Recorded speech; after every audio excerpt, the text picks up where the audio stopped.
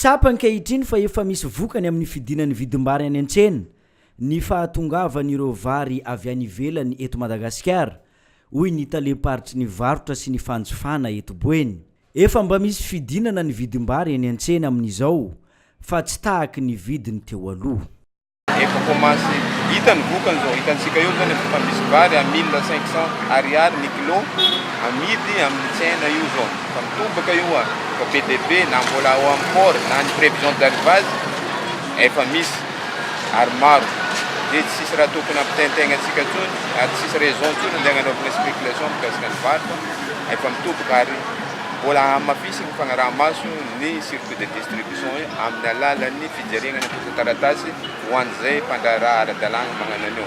Io zao mbola tsena visivisy no tratra amin'ny ezaka io zao fa aparitaka amin'ny tsena jiaby maneragna Mazangazagny ny famarotana ny vary. Vitsy ny vokatra teto Madagasikara hoy ny tompon'andraikitra raha ny teo amin'ny resaka vary. Manampitrotraka ireo mpivarotra manafina ny stock-mbary any aminy mba ahafahany mampiakatra ny vidin'entana rehefa tonga ny période de soudure. Ny fanjakana indray aveo no niara-ny asa tamin'ireo mpandraharaha arabary eto Madagasikara mba ahafahana manafatra vary any ivelany. Izy avokoa ireny vary hita mitobaka miditra eto Madagasikara ireny. Vokatry ny fifanampiana misy amin'ny fanjakana malagasy sy ny mpandraharaha malagasy. Ny ampidina ny vidim-bary no tanjona goavana amin'izany ho iatrany ny fanazavana. Rehefa tsy misy ny vary dia tsy misy mihetsika ny ministera mijery ny mpandraharaha inona ny antony mahasisany eo ary mitady mpandraharaha afaka iaraha-miasa hoe magnafatra vary mba ampitoboka ny vary. Farany teo moa tsy ampy ny vokansika dia nakatra vidin'ny vary.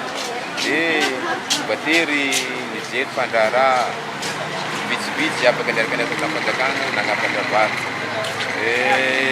Misy ny vokatra ny ezaka natao mitoboka ny vary tonga zao. Hitantsika fa raha misy Mazangaizy manokana dia be dia be ny vary tonga. Misy ny vary avy any Inde, misy ny vary avy Pakistan, misy ny vary any Birmanie. Ka eo amin'ny vidiny amin'izay zany mbola olagna teo. Atsika zao zany miezaka mandresy lahatra ny mpandraharaha tsiraikaraiky ary ny ministera zany amin'ny alalan'ny fiaraha-miasa amin'ny département vitsivitsy zay concerné an'io nanangana cellule de coordination de suivi de circuit de distribution na vary mba hieliminer les spéculateurs zany nagnanaovana an'io. Au niveau de préfecture misy an'ilay cellule dia efa niasa zany cellule io efa ho 2 mois zay. Dia amin'izao zany efa miditra amin'izay izy satria efa toboka ny vary dia efa mandrindra tsara ohatrany ny andaminana ny famarotana azy sy ny circuit andalovan'ilay vary mba tsy hisy fiantraikany be dia be aty amin'ny consommateur zany.